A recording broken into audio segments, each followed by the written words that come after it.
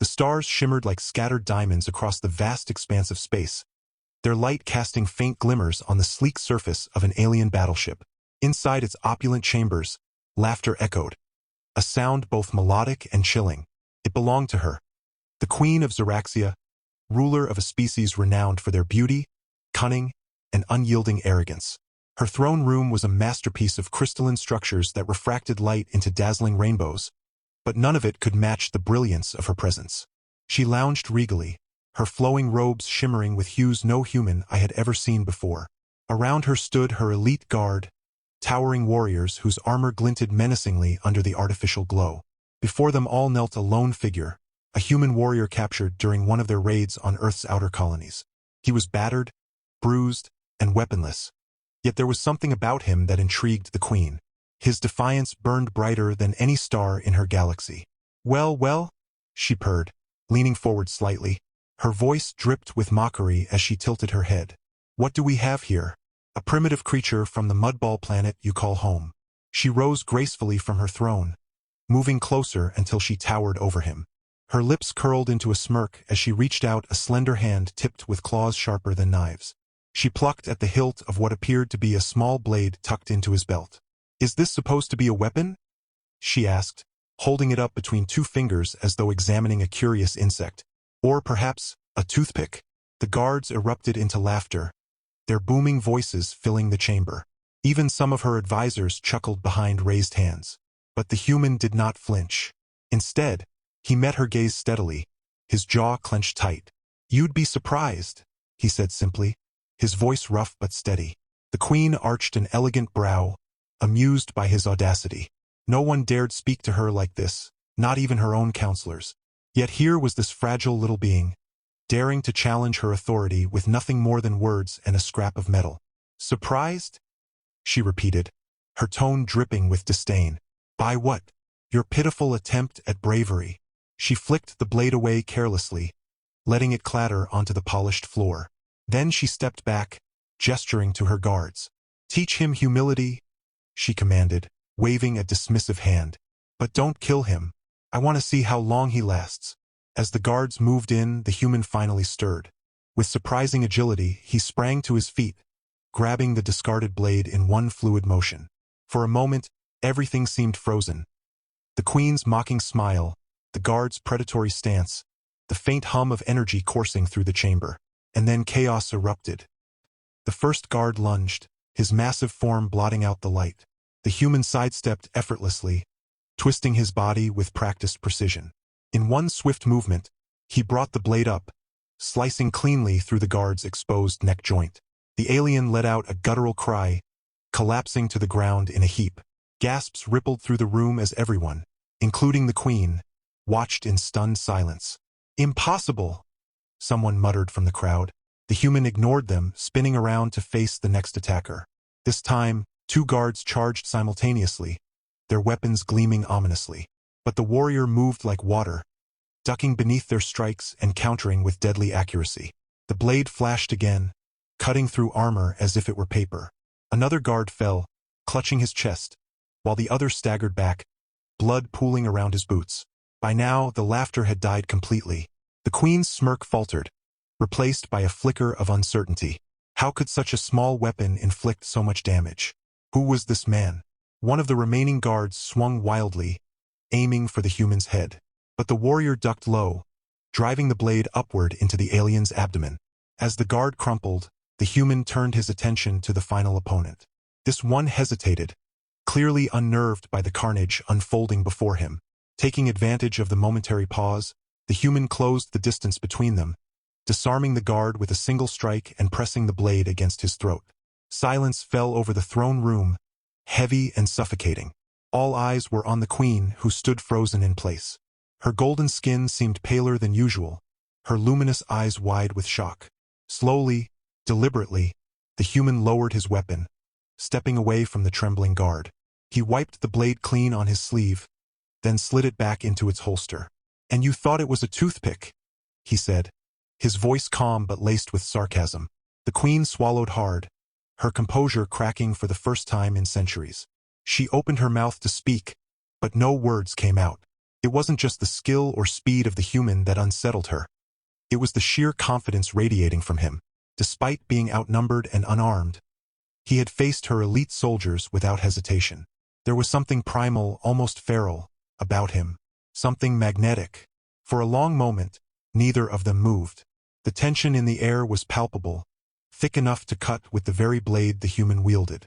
Finally, the queen straightened, forcing herself to regain control. She snapped her fingers, signaling for her guards to stand down. They obeyed reluctantly, retreating to the edges of the room. "You're full of surprises, aren't you?" she said, her voice steadier now. She took a step toward him, her expression shifting from disbelief to curiosity. "Perhaps I underestimated you, human. Perhaps," he replied, crossing his arms over his chest. "But I'm guessing you're not used to admitting when you're wrong." Her lips twitched, threatening to curve into a smile. "Careful," she warned, though there was no real menace in her tone. "I might still change my mind about sparing your life." He shrugged, unfazed. "Go ahead. Try." The challenge hung in the air, daring her to act. For once, the queen found herself at a loss. This stranger, this insolent, infuriating creature, had managed to shake her to her core. And deep down, she couldn't decide whether to despise him for it or admire him. Days passed, and the human remained a prisoner aboard the Xeraxian ship. Though technically still a captive, he was treated differently now. The queen had ordered him confined to luxurious quarters, far removed from the damp cells where other prisoners languished. Servants brought him food and clothing, though he refused most of it, preferring to rely on his own supplies. He spent hours pacing the length of his room, studying every detail of his surroundings, searching for weaknesses. Meanwhile, the queen wrestled with conflicting emotions. On one hand, she was furious at having been bested by a mere human. On the other, she couldn't deny the spark of intrigue he ignited within her. She had never encountered anyone quite like him. Someone who challenged her authority without fear, who stared death in the face and laughed. It was maddening and intoxicating. Eventually, curiosity got the better of her. Late one night, she entered his quarters unannounced, dismissing the guards stationed outside. The human was seated cross-legged on the floor, sharpening his blade with slow, deliberate strokes. He didn't look up when she entered, seemingly unconcerned by her presence. "I see you've made yourself comfortable," she remarked, her voice tinged with amusement. He glanced at her briefly before returning his focus to the blade. "As comfortable as I can be, given the circumstances." She walked closer, circling him like a predator sizing up its prey. "You intrigue me, human. Tell me, what is your name?" He paused, considering her question. "Does it matter?" "It does to me." After a beat, he sighed and set the blade aside. Rising to his feet, he met her gaze squarely. "Call me Kale." "Kale?" she repeated, testing the syllables on her tongue. "And why are you here, Kale? What brings a warrior like you to the edge of our territory?" He hesitated, debating how much to reveal. "Let's just say I have unfinished business with your kind." Her eyes narrowed. "Unfinished business? You mean revenge?" "Something like that." The queen studied him intently, trying to decipher the truth behind his words. There was pain buried deep within him, she realized, pain and anger. Whatever had driven him to infiltrate her ship, it was personal. Very personal. "Why not tell me everything?" she suggested, her tone softening slightly. "Maybe I can help." Kale barked a laugh, shaking his head. "Help? You? Don't make me laugh. You're the reason I'm here in the first place." Her expression darkened. "Explain." For a moment he considered refusing, but something in her gaze, a flicker of genuine interest, compelled him to speak. "Years ago, your people attacked my colony. They slaughtered everyone. Men, women, children. I barely escaped with my life. Since then, I've dedicated myself to hunting down those responsible. And I won't stop until every last one of you pays for what you've done." The queen listened silently, absorbing his words. When he finished, she exhaled slowly, her mind racing. She wanted to argue, to defend her people and their actions. But deep down, she knew he spoke the truth. The Xeraxians were conquerors by nature, taking what they wanted without regard for consequences. That was their way. "I see," she said quietly. "And now you think killing me will bring you peace?" "No," he admitted. "But it's a start." There was a long pause, filled only by the soft hum of the ship's systems. Then, unexpectedly, the queen smiled. It wasn't the cold, calculating smile she usually wore. It was softer, warmer, almost vulnerable. "You fascinate me, Kale," she confessed. "Most would cower in my presence. But you stand tall even when faced with certain death. Why is that?" He shrugged. "Fear doesn't accomplish much. Besides, I've already lost everything that matters. What else do you have to take from me?" Her smile faded, replaced by a look of quiet contemplation. For reasons she couldn't fully explain, she felt drawn to him, to his strength, his resilience, his refusal to bow to anyone. It was a quality she admired, even envied. "Perhaps," she murmured, "there's more to you than meets the eye." Over the following weeks, the queen began visiting Kale regularly.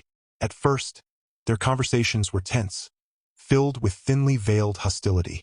But gradually they evolved into something deeper. They debated philosophy, history, and morality, each challenging the other's beliefs. Through these exchanges, Kale discovered that the queen, whose name he learned was Lasara, wasn't the heartless tyrant he'd assumed. Beneath her icy exterior lay a complex individual burdened by duty and tradition. Similarly, Lasara found herself questioning her own convictions. Kale's perspective forced her to confront uncomfortable truths about her people and their legacy. For the first time in her life, she entertained the possibility that change might be necessary, that the cycle of conquest and destruction could end. Their bond grew stronger with each passing day, though neither dared acknowledge it openly. To admit such feelings would be dangerous for both of them. Yet the attraction simmered just below the surface, undeniable and relentless. One evening, as they sat together in her private garden, Lasara turned to him with a serious expression. "Kale," she began, "what if I told you there's another way? A way to break free from the chains of our past?" He frowned, unsure of where she was going. "What are you talking about?" "There's unrest among my people," she explained. "Many are tired of war, of conquest. If we work together, perhaps we can forge a new path, one that doesn't involve bloodshed." Kale stared at her, weighing her words carefully. Could he trust her? Or was this another ploy to manipulate him? Either way, the offer was tempting. Too tempting. "And what happens if I say yes?" he asked cautiously. Her gaze softened, and for a brief moment, she allowed herself to hope. "Then maybe, just maybe, we can build something greater than either of us imagined." As they gazed at each other under the starlit sky, the line between captor and captive blurred completely. Their journey was far from over, but one thing was certain. Whatever happened next, they would face it together. Kale's resolve never wavered, no matter how hard the queen tried to break through his defenses. He was a man forged in fire and tempered by loss, and nothing, not even the dazzling allure of Lasara, queen of Xeraxia, could distract him from his mission. Her attempts at seduction were as subtle as they were blatant, but Kale remained unshaken, his focus razor-sharp. It began with small gestures. She would visit him during meals, bringing exotic fruits and delicacies from her world, placing them before him with an inviting smile. "You must be hungry," she'd say, her voice smooth like honey. But Kale barely glanced at the food, instead continuing to sharpen his blade or clean his gear. His indifference only seemed to fuel her determination. One evening, she appeared in his quarters wearing flowing robes that shimmered like liquid starlight. The fabric clung to her form, accentuating every curve, leaving little to the imagination. She moved with deliberate grace, her golden skin glowing under the soft light of the room. When she spoke, her tone carried a teasing edge. "Do you ever tire of being so stoic?" Kale didn't look up from his work. "Not particularly." Lasara laughed, a melodic sound that filled the chamber. "You're impossible, you know that?" She stepped closer, until she stood directly in front of him. He finally raised his head, meeting her gaze without flinching. Her luminous eyes sparkled with mischief, but he saw right through it. "I'm not here for games," he said flatly. "And I'm certainly not here for you." Her lips curved into a sly smile. "Such hostility. Is it really so bad? Spending time with me?" "It's irrelevant," he replied, turning back to his task. "I have a purpose. You don't change that." For a moment, Lasara looked taken aback. No one had ever dismissed her so casually before. Most men and women would have fallen over themselves to earn her favor. Yet here was Kale, treating her advances like they were nothing more than a nuisance. It was infuriating. and oddly fascinating. She leaned down, resting her hands on her knees so she could meet his eyes again. You intrigue me, Kale. Why won't you let yourself enjoy what I offer? There's no harm in indulging once in a while. He set his tools aside and stood, towering over her despite her regal stature. His voice was low, steady, and devoid of emotion. Because I don't care about pleasure. Not when there's justice waiting to be served. The air between them crackled with tension. Lasara straightened, tilting her chin defiantly. For all her charm and beauty, she wasn't used to being rejected, especially not twice. But rather than anger, she felt a flicker of admiration. This human, a creature she had once mocked and underestimated, was proving to be far stronger than she'd anticipated. Justice? She echoed, her tone laced with skepticism. Is that truly all that drives you? Revenge. It's enough, he shot back, his jaw tightening. It has to be. Lasara studied him for a long moment, searching for cracks in his armor. But there were none. Whatever pain and rage fueled him, it ran deeper than she could reach. Still, she refused to give up. If anything, his resistance only made her want him more. Days turned into weeks, and Lasara's efforts grew bolder. She invited him to join her in the ship's observation deck, where panoramic windows revealed breathtaking views of distant galaxies. She danced around him, her laughter echoing through the vast chamber as she pointed out constellations and shared stories of her travels. Kale listened politely but kept his distance, his arms crossed firmly over his chest. You're missing out, she teased one day, twirling dramatically in the center of the room. This is the most beautiful view in the universe. It's just stars, he muttered, his gaze fixed firmly ahead. Just stars? She repeated, feigning offense. How can you say that? They're wonders beyond comprehension. To me, they're reminders, he said quietly, of what I've lost, of why I'm here. Lasara froze mid-spin, her playful demeanor fading. She approached him slowly, her expression softening. Kale, you can't live your life consumed by hatred. It'll destroy you. That's my choice, he replied, his voice cold but tinged with sadness. And it's none of your concern. But it was her concern, or at least it was becoming so. Each encounter with Kale left her more conflicted than the last. She admired his strength, his unwavering sense of purpose. Yet she also pitied him, trapped in a cycle of vengeance that offered no real resolution. She wanted to save him from himself, even if he didn't want saving. Her boldest attempt came one night when she entered his quarters unannounced, wearing little more than a silken robe draped loosely over her shoulders. The dim lighting cast shadows across her face, highlighting the delicate curves of her features. She moved toward him with predatory grace, her every step calculated to draw his attention. Kale glanced up briefly, then returned to cleaning his blade. What do you want now? He asked, his tone bored. Lasara stopped a few feet away, letting the robe slip slightly off one shoulder. I thought we could talk, she purred, her voice dripping with innuendo. There's nothing to talk about, he replied, not bothering to look at her. Her patience snapped. With a frustrated growl, she closed the remaining distance between them and grabbed his wrist, forcing him to meet her gaze. Why won't you look at me? She demanded, her voice rising. Am I really that repulsive to you? Kale stared at her, his expression unreadable. Then slowly he pulled his arm free. You're not repulsive, he said evenly. You're distracting, and I don't need distractions. The words hit her like a slap. For a moment, she stood there, stunned, her pride wounded. Then she straightened, composing herself with visible effort. Fine, she spat, her voice icy. If that's how you feel, then I'll leave you to your misery. As she turned to go, Kale called after her. Lasara. She paused but didn't turn around. What? You're wasting your time, he said simply. I'm not going to fall for you. Not now. Not ever. Her shoulders stiffened, and for a second, she considered lashing out. But something in his tone stopped her. It wasn't cruel or mocking, it was honest. And maybe, just maybe, it was tinged with regret. Without another word, she swept out of the room, leaving Kale alone with his thoughts.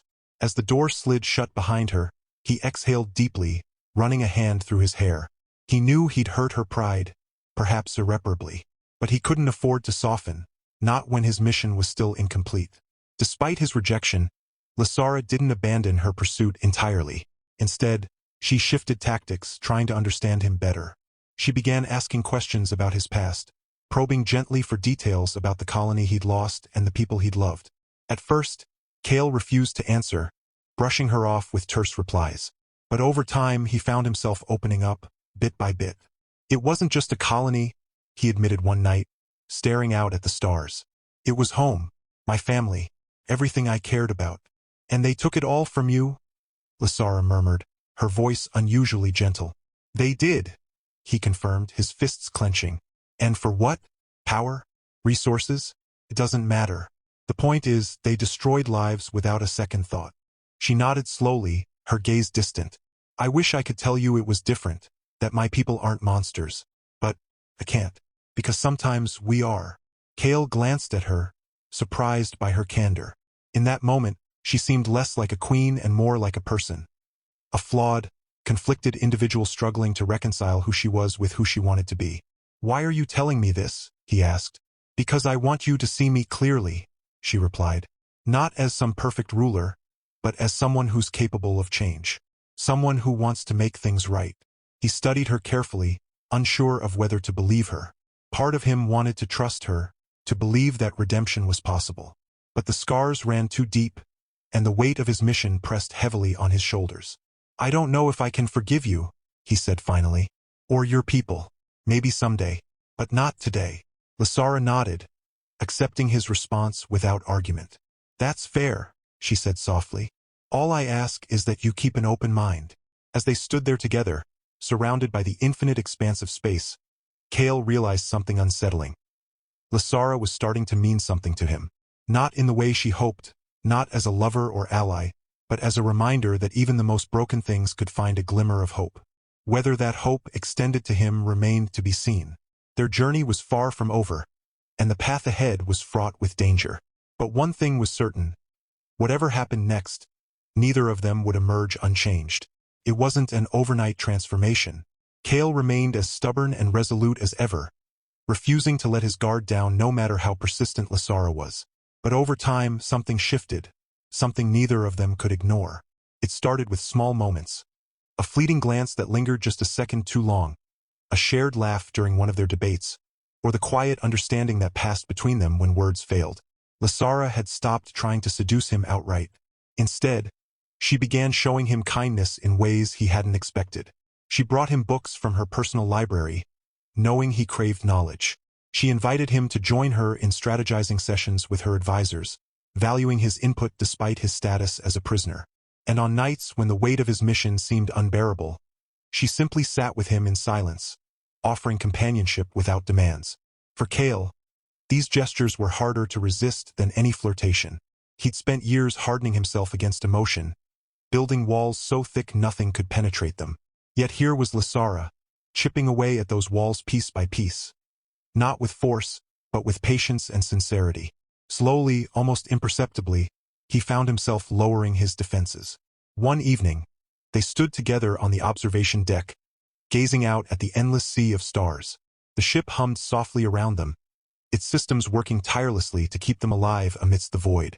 Lysara turned to him, her expression thoughtful. Do you ever think about the future? She asked. Cale frowned, caught off guard by the question. What future? Ours, she said simply. Yours and mine, humans and Zyraxians. What if we didn't have to fight anymore? What if we could find a way to coexist? He shook his head, his voice tinged with skepticism. That's easier said than done. Your people aren't exactly known for their diplomacy. And yours are? She countered, raising an eyebrow. When he didn't respond, she sighed and stepped closer. I'm not saying it'll be easy, but I believe it's possible. With someone like you, a human who understands us, at my side, maybe we can bridge the gap. Cale studied her carefully, searching for signs of manipulation or deceit. But all he saw was earnestness, a genuine desire to create something better. For the first time, he allowed himself to consider the possibility. Could two species torn apart by centuries of conflict truly find common ground? And more importantly, did he want to be part of that effort? You're asking a lot, he said finally. Not just from me, but from both our peoples. I know, she admitted. But I also know this change begins with trust. And I trust you, Cale, more than anyone else in the universe. Her words struck a chord deep within him. Trust. It was something he'd lost long ago, along with everything else. Hearing it now, spoken with such conviction, made his chest tighten in ways he couldn't explain. "And what about us?" he asked hesitantly, gesturing between them. "You've made it clear how you feel.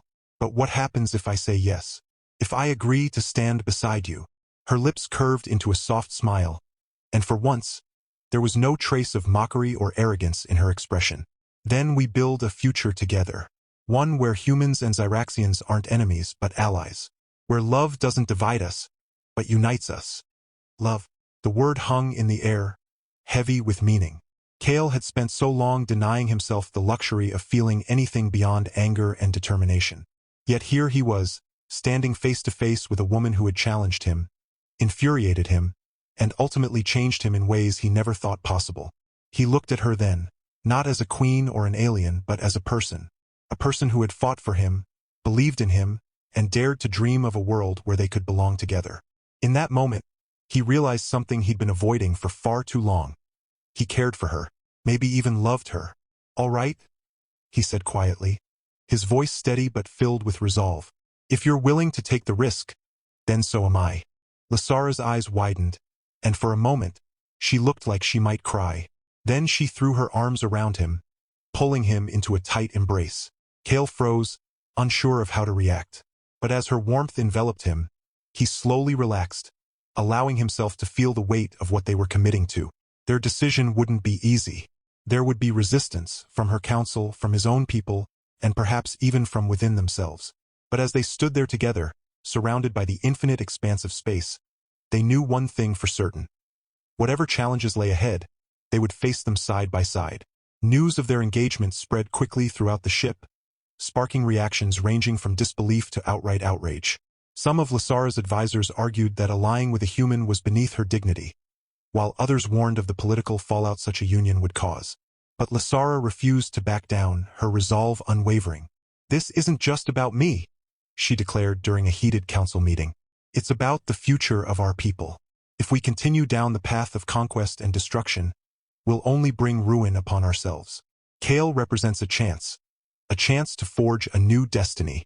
Her words silenced the room, leaving her advisors struggling to formulate a response.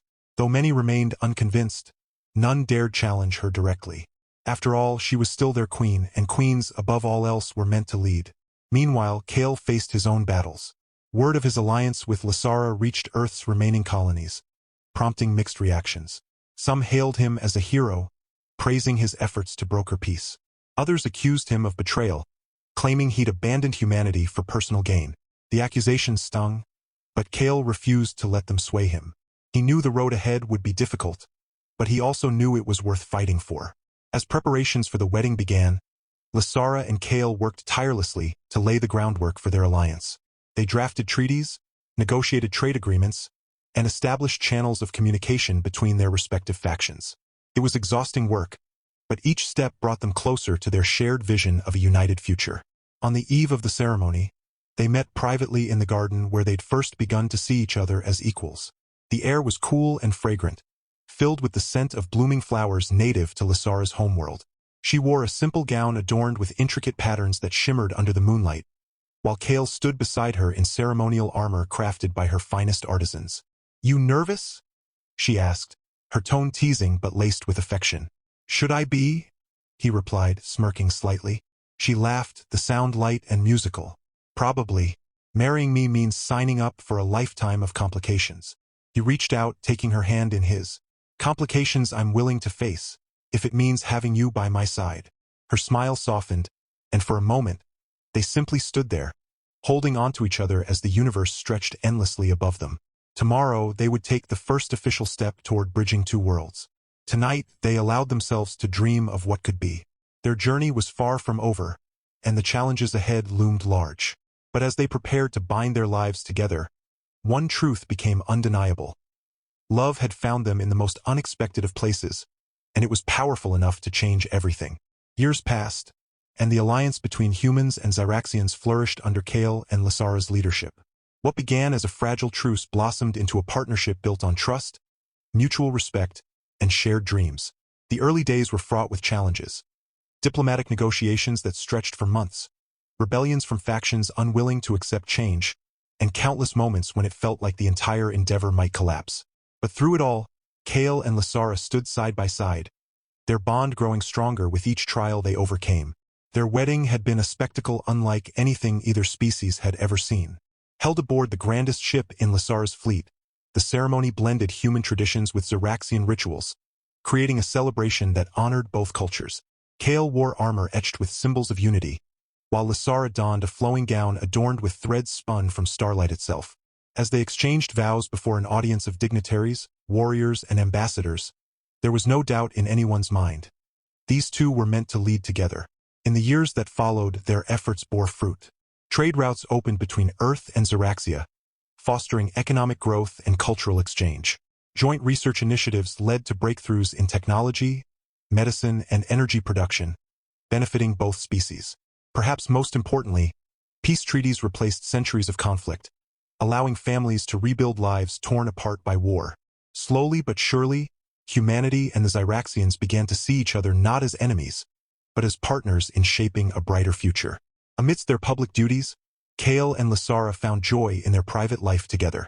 Their love story became legend, whispered about in hushed tones across galaxies. They were not just leaders, they were parents, raising a family that embodied the union of their worlds.